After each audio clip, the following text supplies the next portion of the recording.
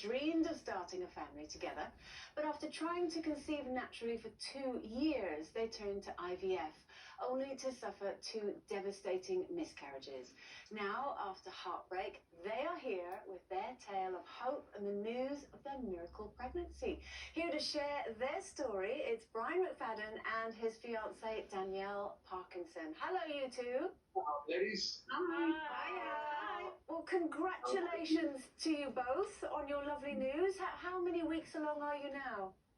18. I love that. But is that up today? Yeah. Oh, and you know, I went through fertility treatment. I have friends and family who've been in the same situation that you are and that you have been. It's so difficult when you finally have that joy and you are pregnant. Have you been worried throughout this pregnancy? Have you managed to enjoy it?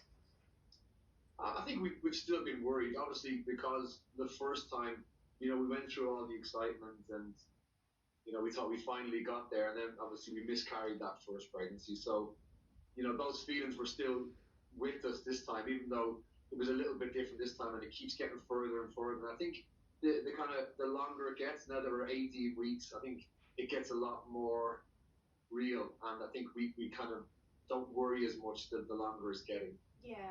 It's not easy, is it, Brian? Oh, you're on the telly. Bring it to say you're on the telly. Don't call them right now. Wait for another 8 minutes or so, and then they'll be off. Yeah, look, both of you, it's not easy, IVF, is it? There's a lot to go through, and especially for Danielle. How was it for you, Brian, watching her go through that, having to do it over and over? I think that's the hardest part.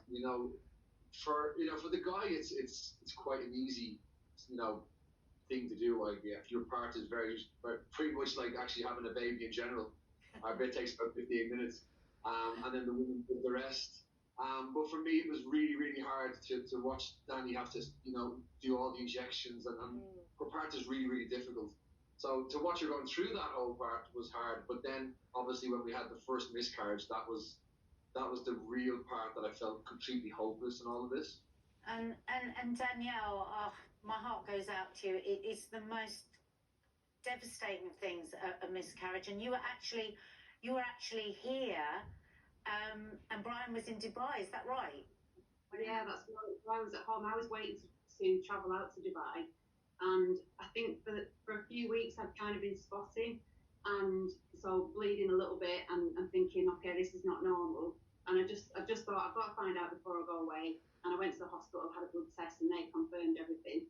So it was really nice having Dubai as a bit of a distraction, in actual fact. But obviously, it wasn't nice finding out on my own without Brian here. That was the worst part. And was it almost like you couldn't believe it, because then you had another scan in Dubai? Is that right? Yeah, because a friend of mine is a top gynecologist in Dubai. So it was, strangely enough, when Dani was in the UK and she had gone and got the blood test, they said, we think that the baby's gone. I still didn't believe it, and I spoke to my friend, and Dani was flying out the next day, so she said, look, as soon as she lands, bring her straight into my clinic and I'll do a scan and we'll find out. So even though Dani had said it was gone, I still didn't believe it. In my head, I was like, no, I think this nurse has just made a mistake. I was making any kind of excuse. Like, I think it was a Sunday when you went in. I was like, oh, it's a Sunday, so they probably haven't got all the staff there. They've just made some kind of mistake. And I was still kind of, grasping at straws. And then when we did the scan in Dubai, then and she just looked and said, no, it's gone. I think that's when it just fed over and stuff. So, Brian, where did you kind of go with your feelings? Was there anyone that you could speak to? Because obviously you want to support Danielle and maybe try and keep her up a little bit, but clearly you were devastated as well. Could you go and speak to someone else? Yeah, I was absolutely heartbroken, but obviously I didn't want to, be heartbroken in front of Danielle, because she was suffering the most, obviously, because this has happened to her body. So I wanted to try and be strong in front of her, but obviously inside I was, completely broken. But lucky for me, I was on the road with Keith Duffy, so I got to speak to him pretty much all the time and every night. So he was a great comfort for me, and he talked me through it. And so when I was at home with Dani, I was able to put on the brave face, but then I had Keith to kind of help me talk through. I think talking is the most important thing. Most men don't talk. they bottle up their feelings. So it is good to have another person to talk to. Danielle, I'm sure this will resonate with a lot of women.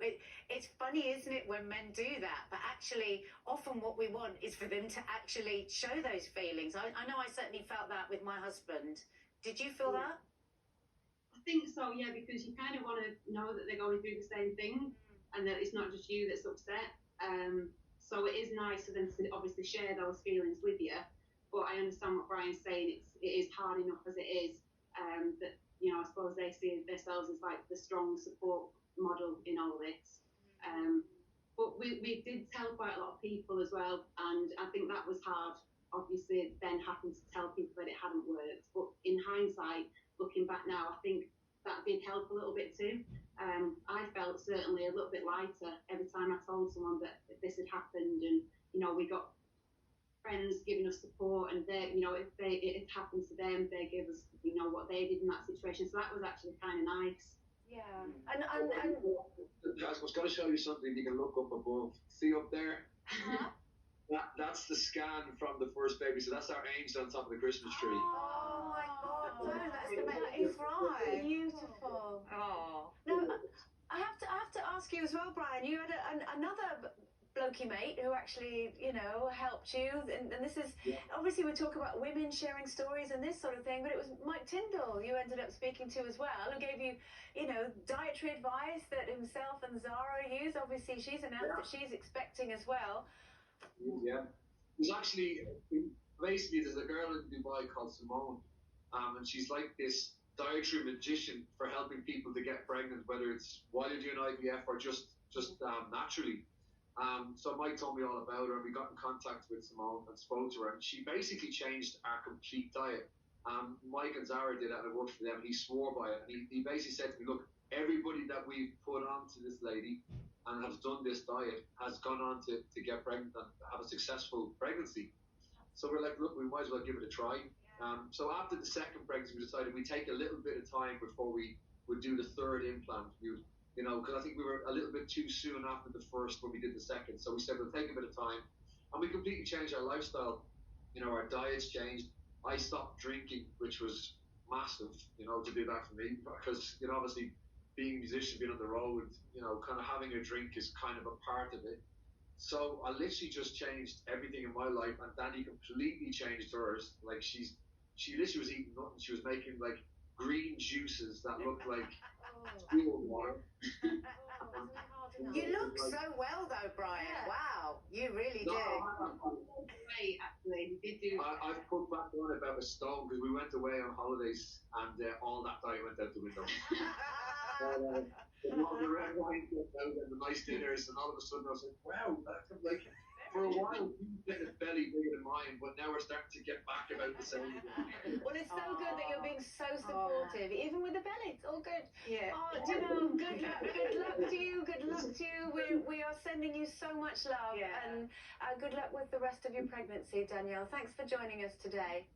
Good luck with everything as well, by the way. Congratulations on 13 years. Oh, thank you. Thank you. That's strange, isn't it? Yeah. It's weird that, gosh, famous people know.